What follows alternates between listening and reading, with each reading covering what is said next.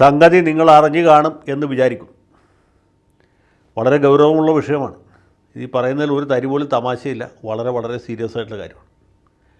പാർലമെൻറ്റിൻ്റെ വർഷകാല സമ്മേളനം തുടങ്ങുന്ന ദിവസം പാർലമെൻറ്റ് മന്ദിരം മുതൽക്ക് ചെങ്കോട്ട വരെയുള്ള സ്ഥലങ്ങൾ ബോംബിട്ട് തകർക്കും എന്ന് നമ്മുടെ സിഖ് തീവ്രവാദികൾ ഭീഷണി മുഴക്കിയിരിക്കുകയാണ്. ഈ ഭീഷണി ചെറിയ ഭീഷണിയല്ല. ഇവർ പല കാര്യങ്ങളും ഭീഷണിപ്പെടുത്തുകയും ഭീഷണിയൊക്കെ നടപ്പാക്കുകയും ചെയ്തിട്ടുള്ള ആൾക്കാരാണ്. സിക്സ് ഫോർ ജസ്റ്റിസ് എന്ന ഒരു സംഘടനയാണ് ഈ ഭീഷണി മുഴക്കിയിട്ടുള്ളത്. ഈ സംഘടന മിക്കവാറും ലെറ്റർ ഹെഡും സീലും മാത്രമുള്ള ഏതെങ്കിലും സംഘടനയായിരിക്കും എന്നെനിക്ക് തോന്നുന്നു. പക്ഷേ സിഖ് തീവ്രവാദം സമീപകാലത്തായിട്ട് ശക്തിപ്പെട്ടിട്ടുണ്ട് എന്നുള്ളൊരു യാഥാർത്ഥ്യമാണ്. പ്രത്യേകിച്ച് പഞ്ചാബിൽ ആം ആദ്മി പാർട്ടി ജയിച്ചതിന് ശേഷം ഈ തീവ്രവാദികൾക്ക് ശക്തി കൂടിയിട്ടുണ്ട്. മാത്രമല്ല കനേഡിയൻ ഗവൺമെൻറ്റിൻ്റെ വളരെ ശക്തമായ പിന്തുണ ഈ തീവ്രവാദികൾക്കുണ്ട്. അതിനും കുറച്ചുകൂടി മുമ്പ് ഈ കർഷക സമരം നടന്നത് നിങ്ങൾക്ക് ഓർമ്മയുണ്ടാവുമല്ലോ. ഇവിടെ ഈ കർഷക സമരം നടന്ന് കണ്ടപ്പോൾ കൈയടിച്ച് പ്രോത്സാഹിപ്പിച്ച ഒരുപാട് ആളുകളുണ്ട്. അവർ കർഷകരോടുള്ള സ്നേഹം കൊണ്ടല്ല, കേന്ദ്രം ഭരിക്കുന്ന നരേന്ദ്രമോദിയോടും മോഡി സർക്കാർ പാസ്സാക്കിയ കർഷക നിയമത്തോടുള്ള എതിർപ്പ് കൊണ്ടാണ് ഈ കൈയടിക്കാനും അതിന് ആർപ്പ് വിളിക്കാനും കൂടിയത്. പക്ഷേ ഈ കർഷക സമരത്തിൻ്റെ പുറകിൽ ഖാലിസ്ഥാൻ തീവ്രവാദികളാണ് എന്നുള്ള കാര്യം വളരെ വ്യക്തമായിരുന്നു. അതുകൊണ്ടാണല്ലോ കേരളത്തിലും തമിഴ്നാട്ടിലും കർണാടകത്തിലും ആന്ധ്രയിലും തെലുങ്കാനയിലും ബീഹാറിലും യു പിയിലുള്ള ഒറ്റ കർഷകർ സമരത്തിന് പോകാത്ത സമയത്ത് ഈ പഞ്ചാബിലും ഹരിയാനയിലും മാത്രമുള്ള കുറേ താടിക്കാർ ട്രാക്ടറുകളുമായിട്ട് ഡൽഹിയിൽ സമരത്തിന് വന്നത്. എല്ലാവർക്കും പ്രതിഷേധം ഉണ്ടായിരുന്നു. പക്ഷേ സമരം ചെയ്യാൻ ഇവർ മാത്രമേ ഉണ്ടായിരുന്നു. അവരാണല്ലോ ഈ ചെങ്കോട്ടയിലും മറ്റുമൊക്കെ ഖാലിസ്ഥാൻ്റെ പതാക ഉയർത്തിയത്. ഇതൊക്കെ നമ്മൾ കണ്ടതാണ്. സർക്കാർ എന്തുകൊണ്ടാണ് ഈ കാർഷിക നിയമങ്ങൾ പിൻവലിച്ച് ഇവരുടെ മുമ്പിൽ കീഴടങ്ങിയത് എന്നുള്ള ചോദ്യത്തിന് ഉത്തരവും വ്യക്തമാണ്. കാരണം അധികം കൈവിട്ട് കളിച്ചാൽ ഖാലിസ്ഥാൻ തീവ്രവാദം ഉയർത്തെഴുന്നേൽക്കും. പഞ്ചാബിൽ വിഘടനവാദം ശക്തിപ്പെടും. ഇന്ദിരാഗാന്ധി പോയ വഴിക്ക് നരേന്ദ്രമോദിയും മിക്കവാറും പോകേണ്ടി വരും എന്നറിയാവുന്നതുകൊണ്ടാണ്. അല്ലെങ്കിൽ ഓപ്പറേഷൻ ബ്ലൂ സ്റ്റാർ പോലെ ഇനി ഒരു ഓപ്പറേഷൻ സഫ്രോൺ സ്റ്റാറോ അല്ലെങ്കിൽ ഓറഞ്ച് സ്റ്റാറൊക്കെ നടത്തേണ്ടി വരും എന്നറിയാവുന്നതുകൊണ്ടാണ് അവിടെ വെച്ച് കേന്ദ്ര ഗവൺമെൻറ് കീഴടങ്ങിയത്. അതുമാത്രമല്ല, അമൃത് പാൽ സിംഗ് എന്ന് പറഞ്ഞൊരു വിദ്വാൻ, അദ്ദേഹത്തെ ഓർമ്മയില്ലേ? അയാളെ ഈ പഞ്ചാബിൽ നിന്ന് ഓടിച്ചിട്ട് പിടിച്ച് ഇപ്പോൾ ആസാമിൽ ഏതോ സ്ഥലത്ത് ജയിലിൽ അടച്ചിരിക്കുകയാണ്. ഈ പഹയൻ ഇക്കഴിഞ്ഞ പാർലമെൻറ്റ് തെരഞ്ഞെടുപ്പിൽ മത്സരിച്ചു. ഖാണ്ടാർ സാഹിബ് എന്ന മണ്ഡലത്തിലാണ്. 1,97,000 വോട്ടിനാണ് ജയിച്ചത്. ചെറിയ ഭൂരിപക്ഷമല്ല. 1,97,000 വോട്ടിൻ്റെ ഭൂരിപക്ഷത്തോടാണ് ഈ തീവ്രവാദി ജയിലിൽ കിടന്നുകൊണ്ട് മത്സരിച്ച് ഇന്ത്യൻ പാർലമെൻറ്റിലേക്ക് ജയിച്ചത്. ഇയാളെ ആസാമിലെ ജയിലിൽ നിന്ന് ഡൽഹിയിൽ കൊണ്ടുവന്ന് 1 മണിക്കൂർ നേരത്തേക്ക് പാർലമെൻറ്റിൽ ഹാജരാക്കി അദ്ദേഹത്തെ കൊണ്ട് സത്യപ്രതിജ്ഞ ചെയ്യിച്ചിട്ട് വീണ്ടും അതേ വിമാനത്തിൽ കയറ്റി ആസാമിൽ കൊണ്ടുവന്ന് വീണ്ടും ജയിലിട്ടിരിക്കുകയാണ്. അതുപോലെ തൊട്ടടുത്ത ഫരീദ് കോട്ട് മണ്ഡലത്തിൽ നിന്ന് ജയിച്ചത് ചില്ലറക്കാരനൊന്നുമല്ല. ഇന്ദിരാഗാന്ധിയെ വെടിവെച്ച് കൊന്ന ബിജാൻ സിംഗിന് ഓർമ്മയില്ലേ? ഈ ബിജാൻ സിംഗിൻ്റെ മകനാണ്. സർബ്ജിത് സിംഗ് ഖൽസ എന്നാണ് അദ്ദേഹത്തിൻ്റെ പേര്.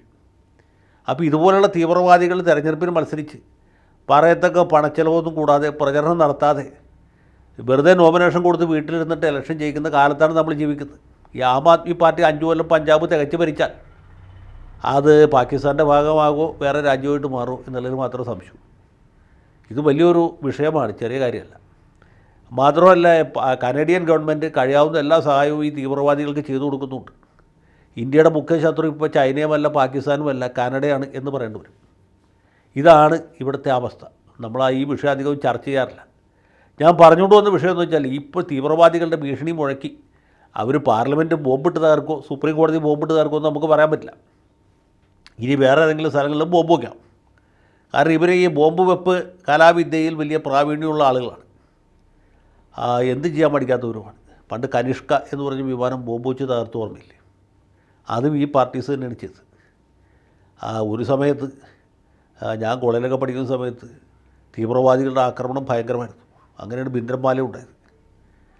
എത്ര ബാങ്കുകളാണ് കൊള്ളയടിച്ചത്, എത്ര ആളുകളാണ് വഴിയിൽ തടഞ്ഞു നിർത്തി വെടിവെച്ച് കൊന്നത്, എത്ര പോലീസ് സ്റ്റേഷനാണ് ആക്രമിച്ചത്, എന്തൊക്കെ കൊള്ളരനിയമങ്ങളാണ് ചെയ്തത്. പിന്നെ അവസാനം നിവൃത്തിയില്ലാണ്ട് വന്നപ്പോൾ ഇന്ദിരാഗാന്ധി പട്ടാളത്തെ വിട്ട് ഇവരെ മുച്ചൂടും മുടിക്കുകയാണ് ചെയ്തത്.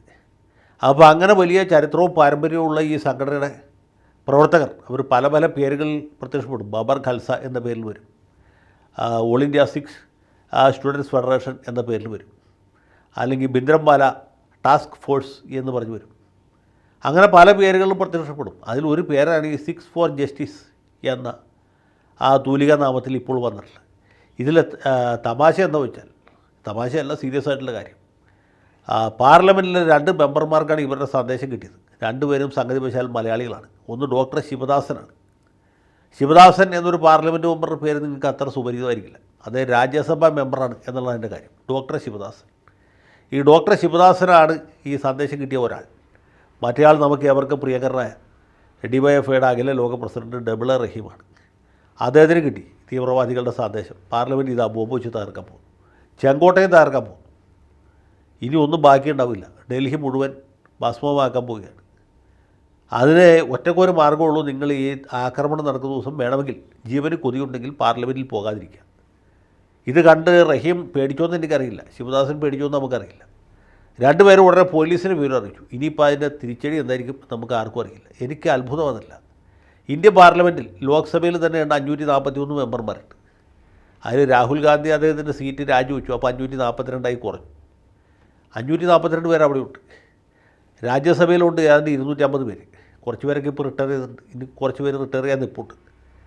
എന്നാലും 250 അടുത്ത് തന്നെ കാണും, വലിയ വ്യത്യാസം ഉണ്ടാവില്ല. ഇത്രയും അംഗങ്ങളുണ്ടായിട്ട് ഈ ഖാലിസ്ഥാൻ തീവ്രവാദികൾ എന്തുകൊണ്ട് മലയാളികളായ 2 പേരെ തിരഞ്ഞെടുത്തു? അതിൽ തന്നെ ഡബിള റഹീമിനെയും ശിവദാസിനെയും തിരഞ്ഞെടുത്തു എന്നുള്ളതാണ് നമുക്ക് മനസ്സിലാവുന്നത്. BJPക്കാരോ കോൺഗ്രസ്സുകാരോ തൃണമൂൽ കോൺഗ്രസ്സുകാരോ അല്ലെങ്കിൽ ആം ആദ്മി പാർട്ടിക്കാരോ YSR കോൺഗ്രസ്സുകാരോ ബിജു ജനതാദളുകാരൊക്കെ ആയിട്ടുള്ള മെമ്പർമാരുണ്ടായിരുന്നു.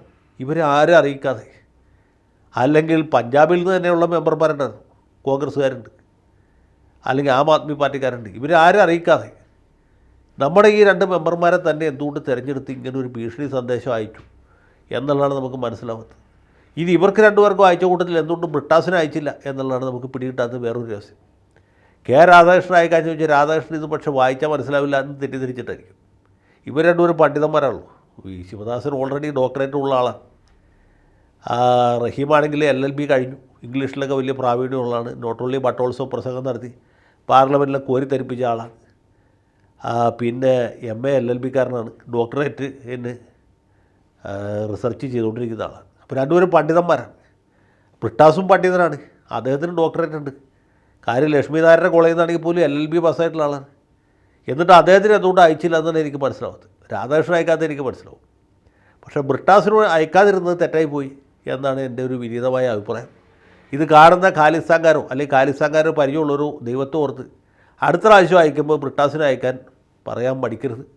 ഇത് കിട്ടാത്തതുകൊണ്ട് ബ്രിട്ടാസ് ആകെ ഖിന്നനാണ്, അദ്ദേഹം വളരെ ദുഃഖിതനാണെന്നാണ് ഞാൻ മനസ്സിലാക്കിയത്. അപ്പോൾ ഖാലിസ്ഥാൻ തീവ്രവാദികൾ ഇനി സന്ദേശം അയക്കുമ്പോൾ വേറെ ആർക്കും അയച്ചില്ലെങ്കിലും ബ്രിട്ടാസിനെ അയക്കാൻ മറക്കരുത്, മടിക്കരുത്, അമാന്തം കാണിക്കരുത് എന്ന് മാത്രം അഭ്യർത്ഥിച്ചുകൊണ്ട് ഈ വാക്കുകൾ അവസാനിപ്പിക്കുന്നു. ജയ് ഹിന്ദ്.